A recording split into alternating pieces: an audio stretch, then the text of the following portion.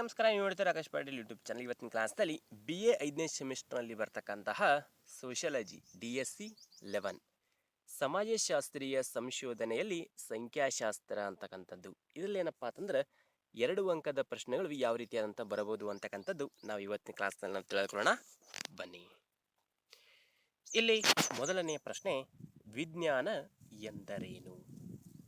ಇಲ್ಲಿ ವಿಜ್ಞಾನ ಎಂದರೇನು? 2, ಸಮಾಜ ವಿಜ್ಞಾನ ಎಂದರೇನು? 3ನೇ ಪ್ರಶ್ನೆ, ಸಂಶೋಧನೆ ಎಂದರೇನು? 4, ಪದದ ಉತ್ಪತ್ತಿಯನ್ನು ತಿಳಿಸಿರಿ. 5, ಸಂಶೋಧನಾ ವಿನ್ಯಾಸ ಎಂದರೇನು?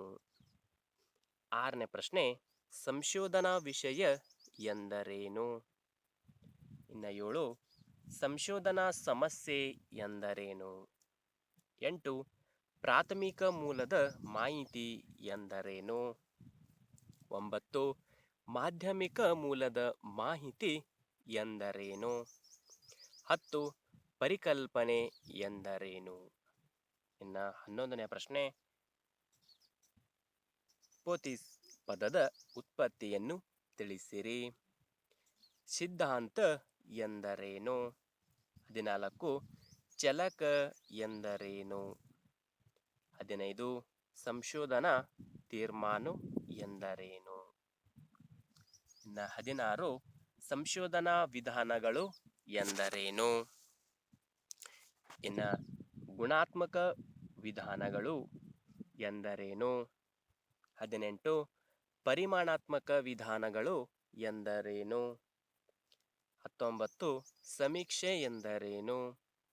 20ನೇ ಪ್ರಶ್ನೆ, ಮಾದರಿ ಅಥವಾ ನಮೂನೆ ಎಂದರೇನು? ಈ ಒಂದು 20 ಪ್ರಶ್ನೆ ಏನಪ್ಪ ಅಂತಂದ್ರೆ ಈ ಒಂದು ಸಂಶೋಧನೆಯಲ್ಲಿ ಸಮಾಜಶಾಸ್ತ್ರೀಯ ಸಂಖ್ಯಾಶಾಸ್ತ್ರ ಅಂತಕ್ಕಂಥದ್ದು ಈ ಒಂದು ಸೋಷಿಯಾಲಜಿ DSC 11 ಬರುವಂತಹ ವೆರಿ ಇಂಪಾರ್ಟೆಂಟ್ ಆದಂತಹ 2 ಅಂಕದ ಪ್ರಶ್ನೆಗಳು.